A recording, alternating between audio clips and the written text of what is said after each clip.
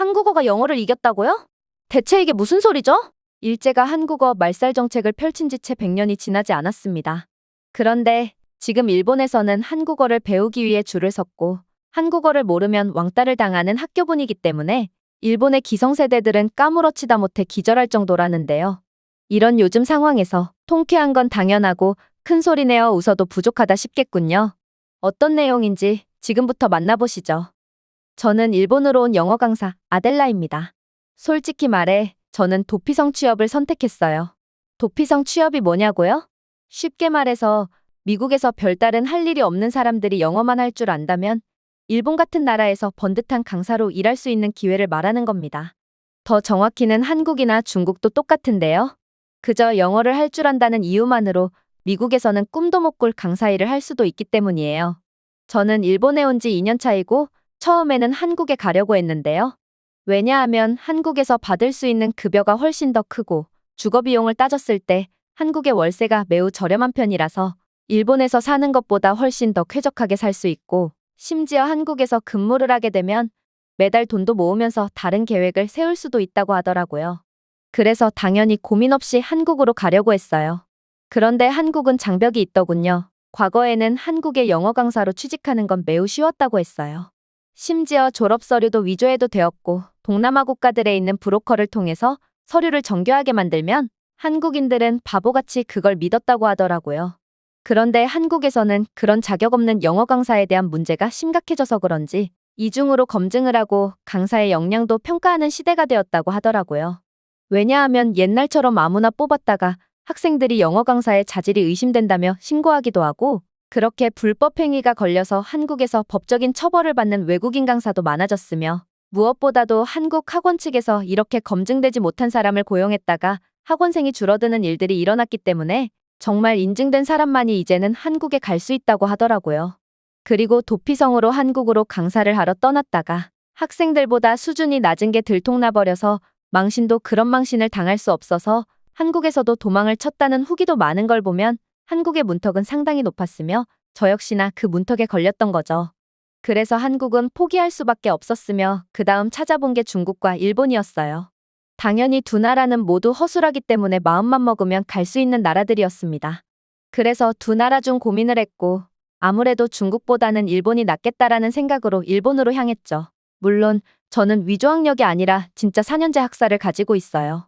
다만 영어를 가르치는데 적합한 전공은 아니고 전혀 관련 없는 사회복지학을 전공했었지만 일본에서는 전혀 상관이 없었어요. 어차피 어학원에 취업하는 거고 일본인 수강생들의 영어 실력이 그다지 높지 않기에 저 같은 사람도 문제가 없었죠. 게다가 다른 선생님들과 다르게 위조학력증을 가지고 있는 것도 아니라 나름대로 떳떳하기도 했어요. 그리고 도쿄 시내에서 나름대로 큰 어학원으로의 취업에 성공했죠.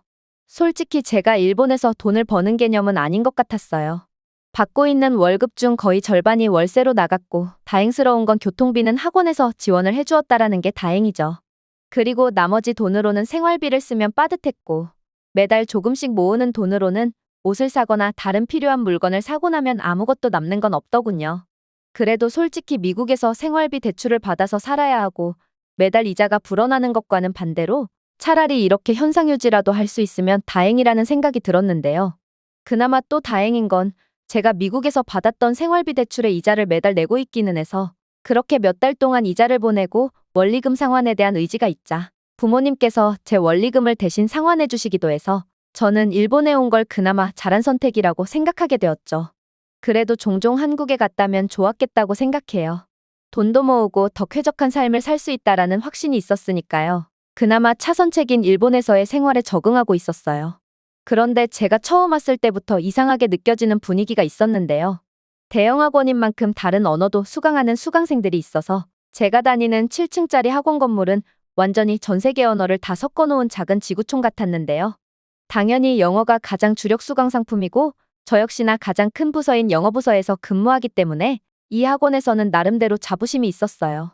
게다가 제가 알고 있는 몇몇 학력위조 선생님들과 비교해서 누가 보더라도 언어구사 솜씨나 생각하는 게 차이가 나서 당연히 제가 주도적으로 우리 부서를 대표하는 인물이 되기도 했으니까요. 하지만 심상치 않은 기운은 점점 커지고 있었습니다. 한국어 부서가 정말 커지고 있다라는 걸 매달 느끼고 있었거든요. 한국 출신의 선생님들이 채용되고 한국어를 배우고자 하는 수강생들은 넘쳐났어요. 그리고 한국어를 배우려고 하는 학생들의 의지가 더 강했다라는 건데요. 영어를 배우는 학생들은 어학 점수가 필요해서 억지로 배우는 학생들이 많았다면 한국어를 배우려고 하는 일본인 수강생들은 성인반이나 학생반 구분 없이 자의적으로 원해서 배우는 언어라는 거죠.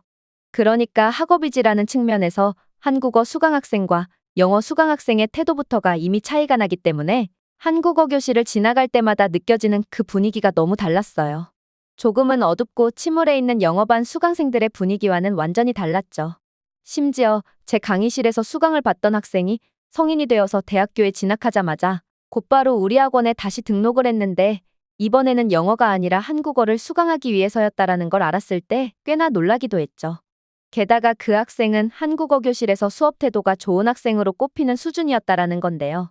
제가 가르칠 때는 소극적이고 아무 말도 안 하려고 하던 학생이었는데 한국어 수업은 아주 신나서 참여하고 있다라는 거죠. 그러니까 일반적으로 요즘 일본인들은 한국어를 굉장히 갈망하고 있다라는 거예요. 그리고 제가 이렇게 글을 쓰게 된 이유는 저번 달부터 한국어 수강생이 영어 수강생보다 더 많아졌다라는 거죠. 당연히 1층 로비를 제외하고 5에서 7층을 영어 수강생들이 사용했고 2층에서 4층은 다른 언어를 배우는 학생들이 썼다면 이제는 학원에서 수강생 규모에 맞춰서 강의실을 재배분했고 한국어 수강생들은 5에서 7층 그리고 4층의 절반을 사용하고요. 영어 수강생들은 4층의 절반과 3층 전체를 사용해요. 그리고 2층은 다른 언어를 배우려는 수강생들이 수업을 들어요. 일본에서는 고층이 더 좋은 거라는 인식이 있어서 고층을 배정받았다라는 의미는 이 학원에서 최고의 대우를 의미해요. 그러니까 한국어 선생님 교무실은 가장 꼭대기에 있게 되었죠.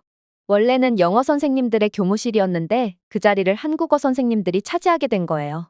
사실 이렇게 강의실 개편이 이루어지는 게 당연하다 싶기는 했어요. 한국어 수강생이 급증하고 영어 수강생은 줄어드는 게 매달 다르게 눈에 띄었기 때문에 어느새인가는 층 간 구분 없이 수업이 이루어지기 시작했었고 학원에서는 조만간 강의실 개편을 하겠다고 예고하고 있었기 때문이죠.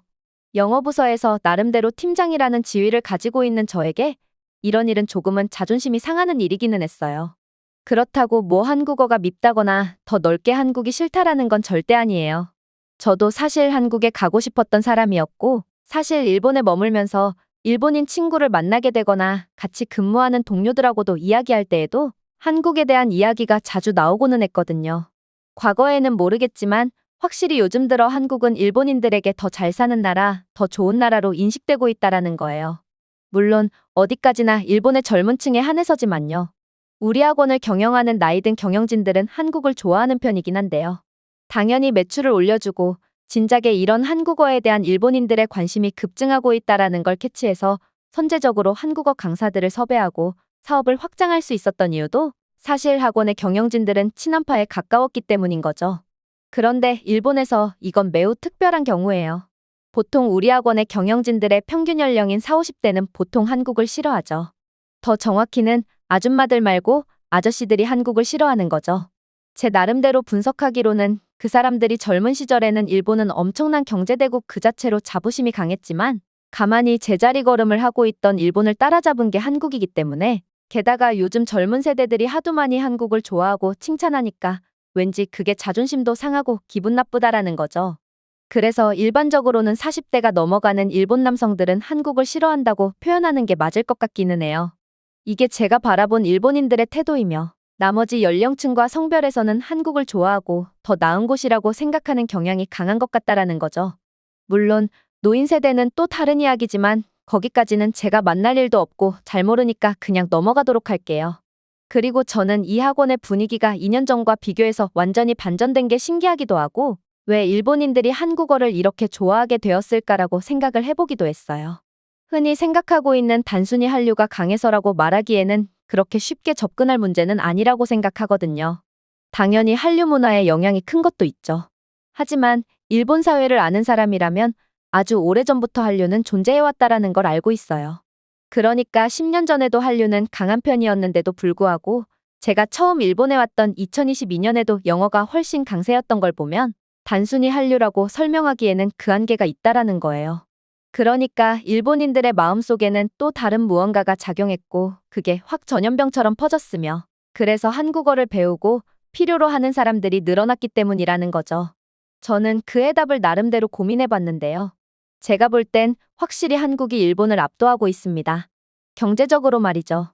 심지어 저도 원래 일본에 오기 전 당연히 한국에 가고 싶어 했고, 한국에 취직만 성공한다면 조건이 훨씬 좋았으며, 영어 강사들이 활동하고 있는 레딧 커뮤니티에 가봐도 당연히 한국을 강력 추천하는 분위기였죠. 물론 그만큼 자격 조건이 엄격해졌고 면접도 까다로우며 교육 관련 학위 소유자가 우선시되는 경향이 있기에 제가 한국에 가지 못한 것이지, 미국인인 저 역시나 당연히 한국이 좋다라는 건 알고 있었죠.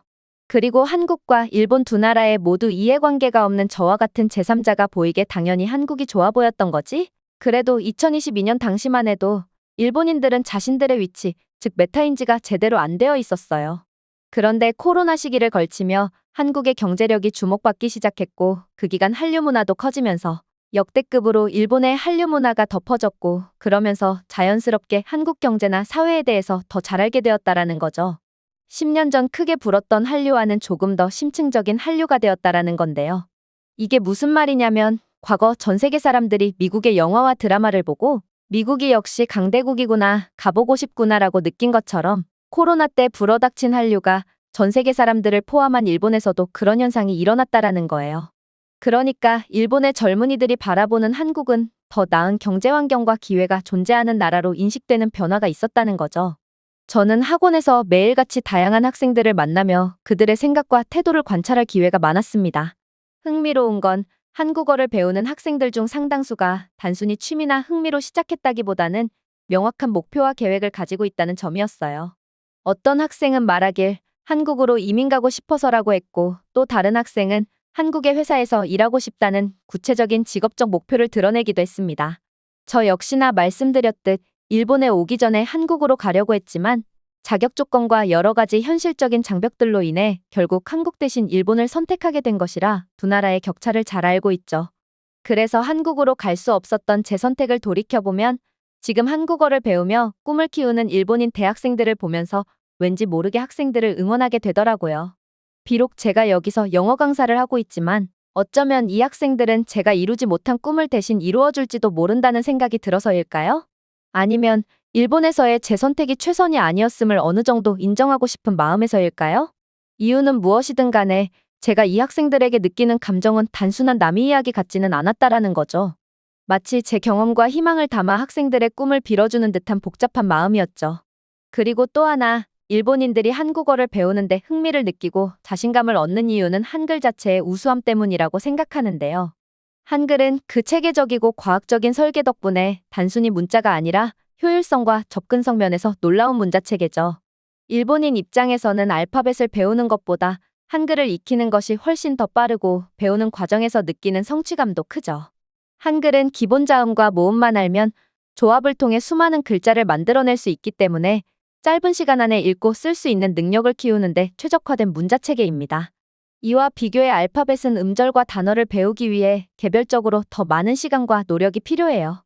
한글의 이런 단순하면서도 체계적인 구조는 일본인들에게 나도 한국어를 금방 배울 수 있겠다는 자신감을 심어주는 중요한 이유 중 하나가 된다는 것입니다. 저 역시 한국에 가본 적은 없지만 학원에서 근무하다 보니 자연스럽게 한글을 알게 된 경험이 있습니다. 흥미로운 건 따로 시간을 내어 공부하지 않았음에도 불구하고 주변에서 학생들이 배우는 모습이나 기초 한국어 교재를 접하다 보니 어깨너머로 익히게 되더라는 거예요. 처음에는 단순히 글자를 눈으로 따라 그리는 것 같았는데 어느 순간 제가 한글을 읽고 있다는 사실을 깨달았을 땐 정말 놀랍고 신기했어요. 이렇게 자연스럽게 익힐 수 있다는 건 한글이 얼마나 단순하고 직관적인 문자체계인지를 스스로 느낄 수 있는 경험이었죠. 그만큼 대단한 문자체계라는 건 인정할 수밖에 없습니다. 게다가 한국어와 일본어는 어순이 같기 때문에 일본인들에게는 단순히 문법을 외우기보다 직관적으로 이해하기 쉬운 언어로 다가온다는 건데요.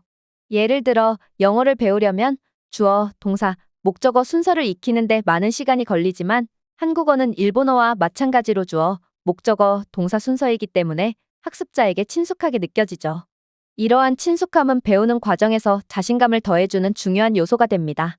더욱이 한글은 단순히 쉽고 과학적인 문자에 그치지 않고 그 자체가 한국의 발전된 사회와 문화를 상징하는 요소로 비춰지기도 해요. 일본의 젊은 세대는 한글을 배우는 과정에서 자연스럽게 한국의 문화, 경제, 그리고 그 나라가 제공할 수 있는 다양한 기회들에 대해 더 깊이 알아가게 됩니다. 그 과정에서 한국은 나도 도전할 수 있는 나라라는 희망을 품게 되는 것이죠. 그리고 이 희망은 단순히 막연한 동경으로 그치지 않습니다. 실제로 한국의 경제적 상황, 외국인을 위한 정책, 그리고 생활 수준은 일본에서 느끼는 답답함에서 벗어나고자 하는 일본 젊은이들에게 현실적인 목표로 다가오는데요. 한국어를 배우는 과정에서 언어를 통해 한국이라는 나라를 더 이해하게 되고, 내가 이 언어를 완전히 익힌다면 더 나은 나라에서 새로운 기회를 잡을 수 있다는 기대감이 그 동기부여 자체라는 거죠.